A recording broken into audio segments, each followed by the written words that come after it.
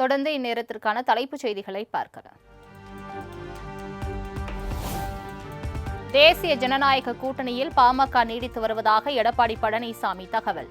அதிமுக கூட்டணியிலும் பாமக நிச்சயம் இடம்பெறும் எனவும் நம்பிக்கை. காங்கிரஸோட கூட்டணி வச்சீங்க, அதிமுகவும் காங்கிரஸ் கட்சியோட கூட்டணி வச்சு, நீங்களும் கம்யூனிஸ்ட் கட்சியோட கூட்டணி வச்சீங்க, நாங்களும் கம்யூனிஸ்ட் கட்சியோட கூட்டணி வச்சோம்.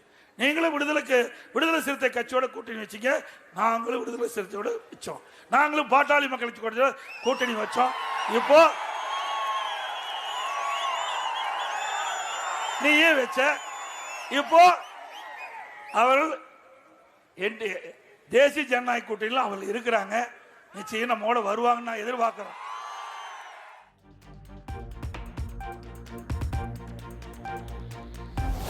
தமிழ்நாட்டை ஆளும் அரசில் பாட்டாளி மக்கள் கட்சியும் பங்கேற்க வேண்டும். எடப்பாடி பழனிசாமி கூட்டணிக்கு அழைத்த நிலையில் அன்புமணி திட்டவட்டம்.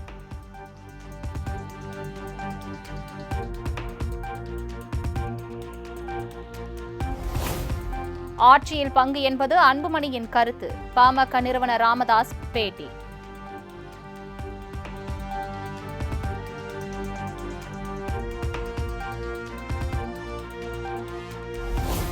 மயிலாடுதுறையில் பல்வேறு நிகழ்ச்சிகளில் பங்கேற்க சென்ற முதலமைச்சர் மு.க.ஸ்டாலினுக்கு மாணவ மாணவிகள் உற்சாக வரவேற்பு.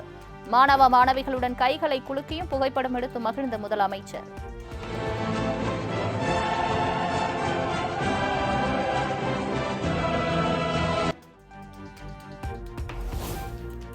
ஆகஸ்ட் 25 மதுரையில் தாவேகாவின் 2வது மாநில மாநாடு நடைபெறும் என விஜய் அறிவிப்பு. வாகை சுடும் வரலாறு திரும்பட்டும், வெற்றி நிச்சயம் எனவும் சூளுரை.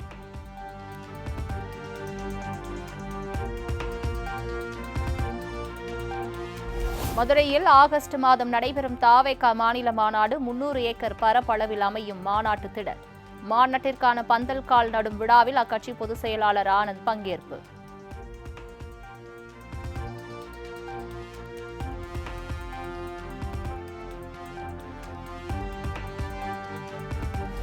பாமக 37ஆம் ஆண்டை ஒட்டி தைலாபுரம் தோட்டத்தில் கட்சி கொடியை ஏற்றினார் ராமதாஸ். பெரியார், கார்ல் மார்க்ஸ், அம்பேத்கர் சிலைகளுக்கும் மரியாதை செலுத்தினார்.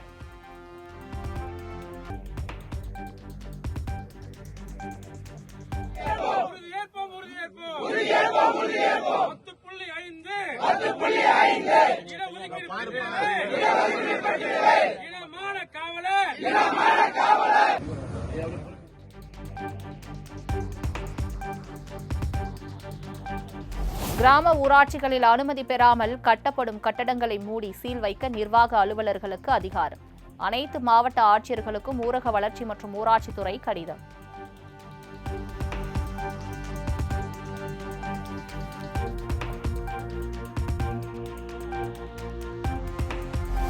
தமிழ்நாட்டில் இளநிலை மருத்துவ படிப்புக்கான கலந்தாய்வு ஜூலை 30 தொடக்கம். மருத்துவ படிப்பில் சேர 72,000 மாணவர்கள் விண்ணப்பித்துள்ளதாக அமைச்சர் மா. சுப்பிரமணியன் தகவல். அப்படி பெறப்பட்ட ஒட்டுமொத்த மனுக்களின் விவரம் 72,743 விண்ணப்பங்கள் பெறப்பட்டன. இந்த விண்ணப்பங்கள் ஆய்வு செய்யும் பணி தொடர்ந்து நடைபெற்றுக் கொண்டிருக்கிறது.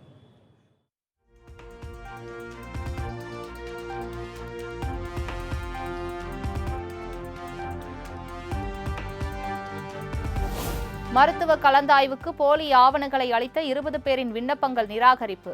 3 ஆண்டு மருத்துவ படிப்பில் சேர தடை விதிக்கப்பட்டுள்ளதாகவும் அமைச்சர் மா. சுப்பிரமணியன் பேட்டி.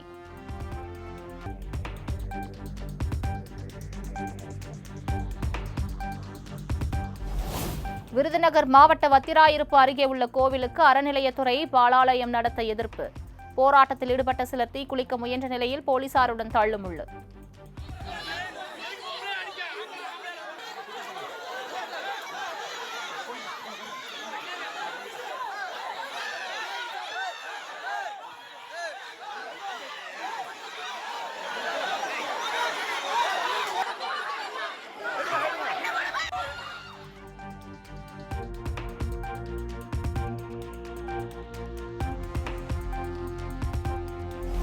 சென்னை விமான நிலையத்தில் இன்று ஒரே நாளில் 6 விமானங்கள் ரத்து. போதிய பயணிகள் இல்லாத காரணத்தால் விமானங்கள் ரத்து என தகவல்.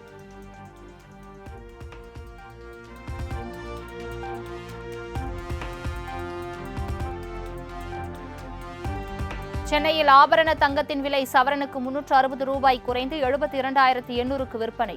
1 கிராம் 9,100க்கு விற்பனையாகிறது.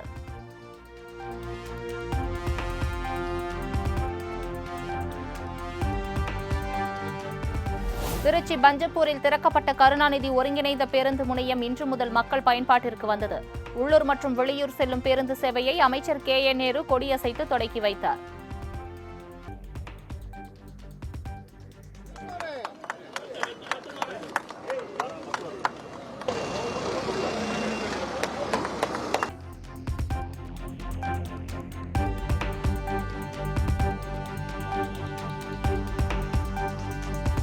கும்பகோணம் பள்ளி தீ விபத்தின் 21ஆம் ஆண்டு நினைவு தினம் அனுசரிப்பு. உயிரிழந்த 94 குழந்தைகளின் படத்திற்கு அவர்களுக்கு உணவுப் பொருட்களை படைத்து பெற்றோர் பொதுமக்கள் அஞ்சலி.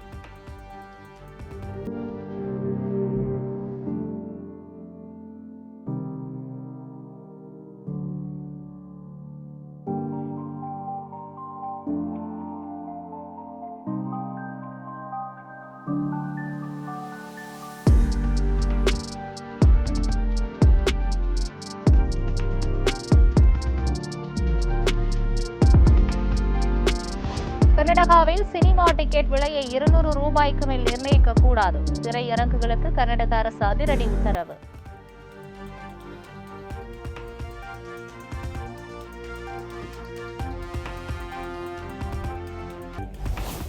கேரளாவின் பாலக்காடு மலப்புரத்தில் 3 பேருக்கு நிபா வைரஸ் தொற்று உறுதி. அவர்களிடம் தொடர்பில் இருந்த 675 பேர் கண்காணிப்பில் வைக்கப்பட்டுள்ளதாக அம்மாநில சுகாதாரத்துறை தகவல்.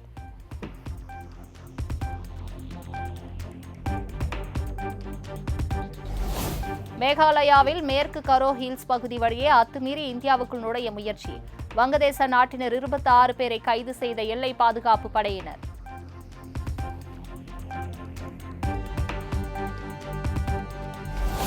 உத்தரகாண்டில் ஜீப் பள்ளத்தாக்கில் கவிழ்ந்த விபத்தில் 8 பேர் பரிதாப உயிரிழப்பு. மேலும் 5 பேர் சிகிச்சைக்காக மருத்துவமனையில் அனுமதி.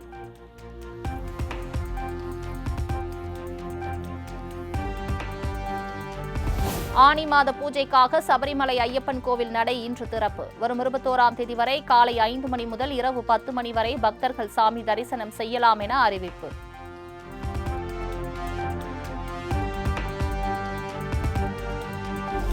கரிபியன் மற்றும் ஆப்பிரிக்க நாடுகளில் இருந்து அமெரிக்காவுக்கு இறக்குமதி செய்யப்படும் பொருட்களுக்கு இனி 10% வரி.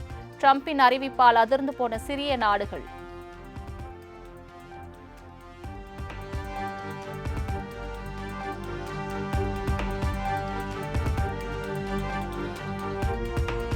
அமெரிக்கா எத்தகைய பொருளாதார தடைகளை விதித்தாலும் சந்திக்க தயார். உக்ரைனுடனான போரை நிறுத்த கெடு விதித்த அமெரிக்க அதிபர் டிரம்புக்கு ரஷ்ய வெளியுறவுத்துறை அமைச்சர் ஜெர்சி பதிலடி.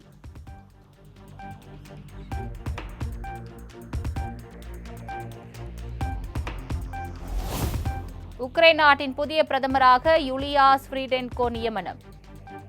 டெனிஸ் ஷிம்ஹால் ராஜினாமா செய்த நிலையில் அதிபர் ஜெலன்ஸ்கி அறிவிப்பு.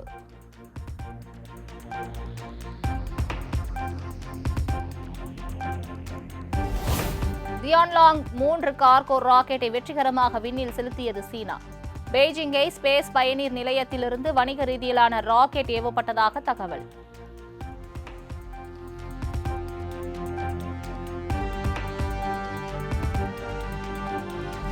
பாகிஸ்தானில் கனமழையில் சிக்கி பலியானோர் எண்ணிக்கை 116ஆக உயர்வு. வீடுகளை இழந்த ஏராளமான மக்கள் நிவாரண முகாம்களில் தங்க வைப்பு.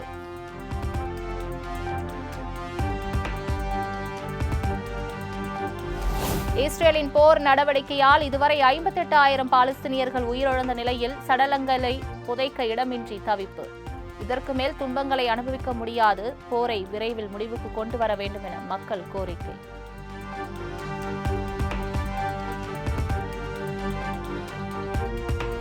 நூற்று 128 ஆண்டுகள் இடைவெளிக்கு பிறகு ஒலிம்பிக் போட்டியில் மீண்டும் சேர்க்கப்பட்ட கிரிக்கெட். லாஸ் ஏஞ்சல்ஸ் ஒலிம்பிக்கில் 2028ஆம் ஆண்டு ஜூலை 12ஆம் தேதி போட்டிகள் தொடங்கும் என அறிவிப்பு.